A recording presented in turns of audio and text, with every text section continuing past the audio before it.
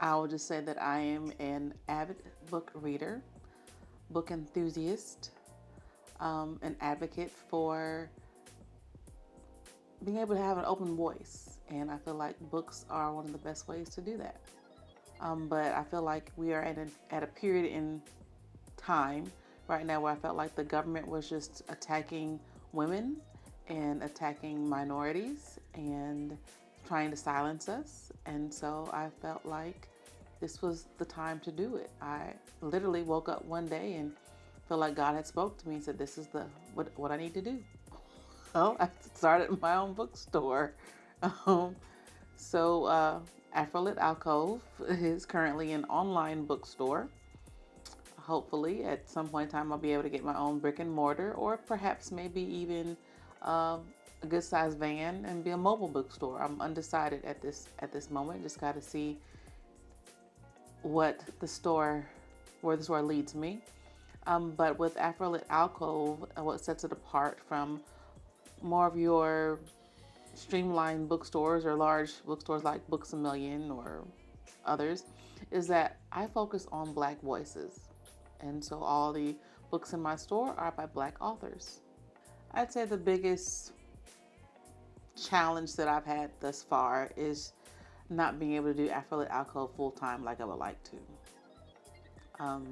I love it. I've got a passion for it, but currently it hasn't made it to the point where it's paying the bills just yet. It's still in its infancy stage, so we've got a long way to go.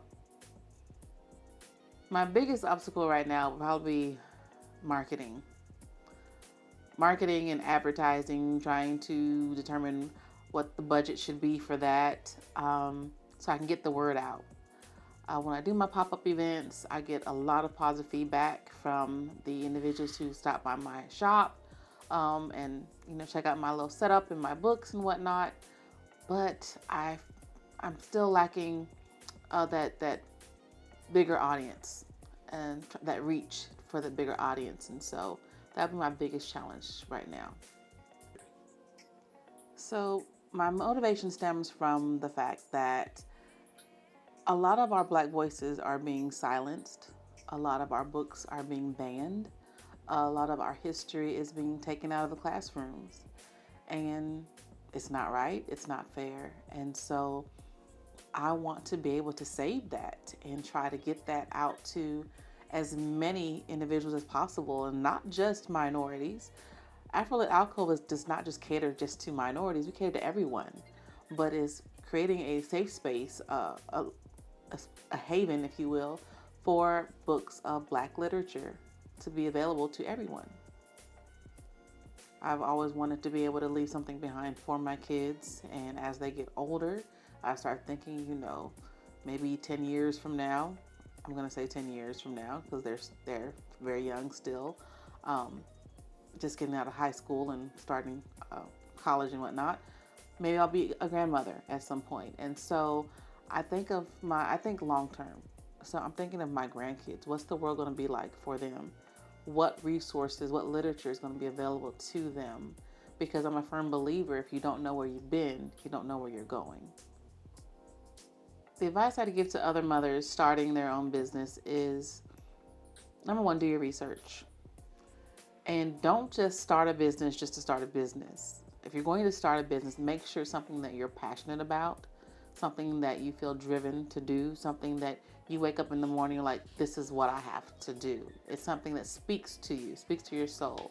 And I say that because I've tried several different things in the past. I've always wanted to have a business of my own, but I've tried several things in the past, and I just wasn't as passionate about them as I am about AfroLit Alcove and the message that I'm trying to convey.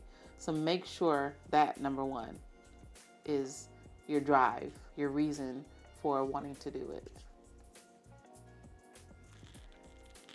The best advice I could give to anyone who is as big of a multitasker as I am, where you are not content unless you have 101 things going on in your life, stay organized.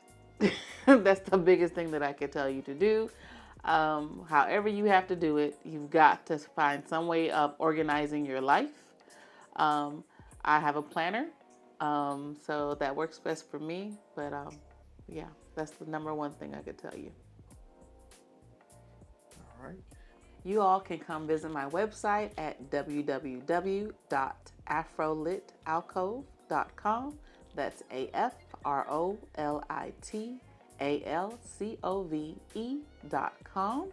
You could also follow me on TikTok or Instagram as well at AfroLit Alcove.